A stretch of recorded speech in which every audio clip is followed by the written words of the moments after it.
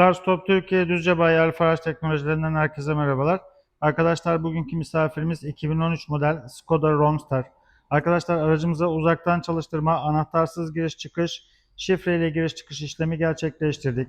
Araca uzaktan çalıştırmak için emrimizi veriyoruz.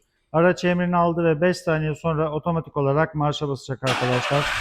Görmüş olduğunuz gibi aracımız çalıştı. Yine dilersek tek tuş üzerinden aracımızı istop edebiliyoruz arkadaşlar. Bir de aracımızın içini inceleyelim.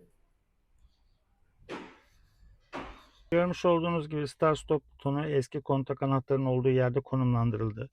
Bir kere bastığımızda teyp aksesuar, ikinciye bastığımızda ikinci kontağımız gelir. Arkadaşlar şayet hiçbir şey yapmak istemezsek butonumuza tekrar bastığımızda aracımız kapanacaktır. Ayağımız frende arkadaşlar. Butonu bir kere basmamız durumunda aracımız otomatik olarak çalışacaktır. Görmüş olduğunuz gibi.